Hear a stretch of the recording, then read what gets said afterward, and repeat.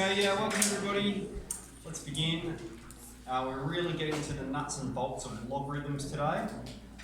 So what we're going to do is I'm going to do a few operations, and then I'm going to tell you what it actually means that we're solving. What's the significance of it when we get down here. But basically our process is we have to express whatever's in brackets here as a power of 10. Okay, it's a single power of 10 because we're talking about logarithms in base 10. Later on we will look at other bases, but to begin with, we're just talking about base 10. So 1,000, that's 10 to the power of 3.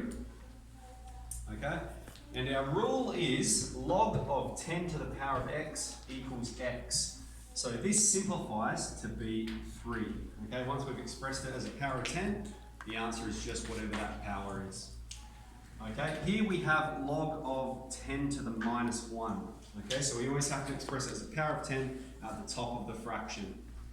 Okay, so this will simplify to be minus 1. The cubed root of 1,000. Now let me just point out the difference there. Okay, there's 3 times root a, and then there's the cubed root of a.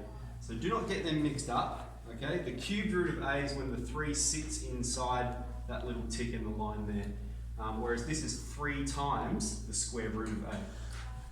So what we're going to do here is first we're going to express the cubed root. That means to the power of a third. So what we've got is we've got log of 1,000 to the power of a third.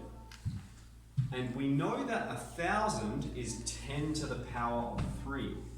So what we've got is 10 to the power of 3 to the power of a third. And then using index laws, we're going to multiply those two powers together. So we'll get log of 10 to the 3 on top of 3, which is 1.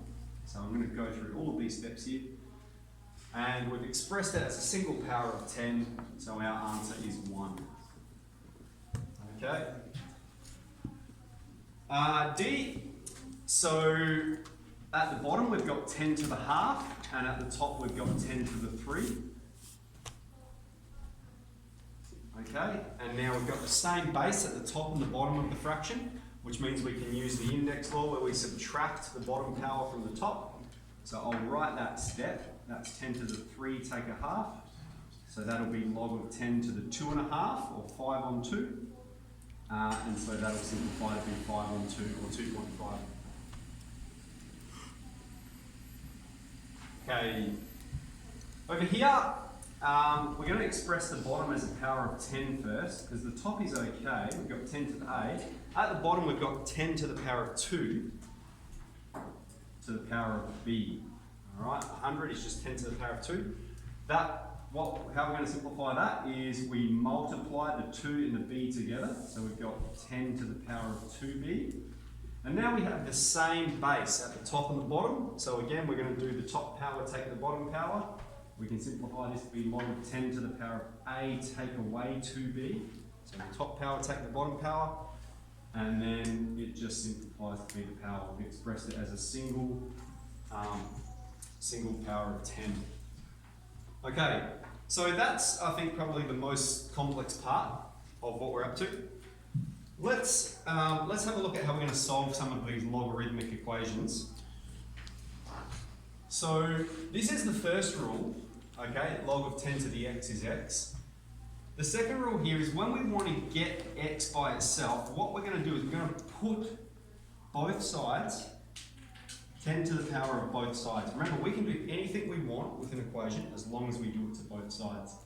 And so we're going to put this side to the power of 10, which means we're going to put this side to the power of 10. Okay? And this is our next rule, is that 10 to the power of log x actually equals x. Okay? So if we raise it to a power of 10, it's going to get rid of the 10 and the log, and we can just get the x by itself. Over here, 10 to the power of 3, that's 1,000. Alright, now I'll just make a connection here between this statement and this statement here. Here we had log of 1,000, and we're trying to simplify that, and we got 3. And then here I've said that log of x equals 3. So we're doing the same problem, just backwards. I'm just trying to point out that connection there. I'm saying, what is this value x? We put both sides to the power of 10, we've got x is 1,000. That confirms what we've got up here. Okay, there's a link between those two. Same here, log of x is 0.351. What is x? Again, we're just going to raise both sides, 10 to the power of both sides. And so we're going to get x is 10 to the power of 0.351, and that we can just crunch in our calculator. 2.24. Thank you. 2.24. So they're pretty straightforward. I'll just write that rule there. 10 to the power of log x equals x. Okay, so that's the second rule. All right, so then what does log actually mean? So if everyone does pull out their calculator, you will see there's a log button. So it's sort of in the middle on the left a bit, okay? So next to your x sigma t, you'll see log. And so let's press log 50 and then equals. We'll see what comes up. 1.70. Yep. I'm happy with that. Now, in your book, you may see it written like this, okay? That means approximately equal to, it means we've rounded it. And you may see these sort of squiggly equal signs as well. They mean the same thing. They're just ways of saying, we've rounded it, it's around about this. We're not including every possible digit. So log 50. So what does that mean? Well, I'm going to take you to this graph, 10 to the power of x, okay? So here on the y-axis, we've got 10 to the power of x, and on the x-axis, we've got the variable x. So 10 to the power of 0, when x is 0, we've got 1. 10 to the power of 1 is 10. 10 to the power of 2 is 100, all right? What do you think 10 to the power of 1.7 might be? 50. That's right. If we look at our graph here, I'll go across, and this is just pretty rough, but you can see that's pretty spot on actually. That's about 1.7. So this is the link we're making here. When we say log 50, what's the significance? It means 10 to the power of what equals 50. So let's articulate that here. Significance, 10 to the power of what is equal to 50. Okay, and so if you put in your calculator 10 to the power of this 1.698, you're going to get 50. If you do 1.7, you'll get there about 50, it'll be pretty close just because we've rounded it. So when we say log 50, it means 10 to the power of what equals 50. If I said log 2000, it's going to mean 10 to the power of what equals 2000.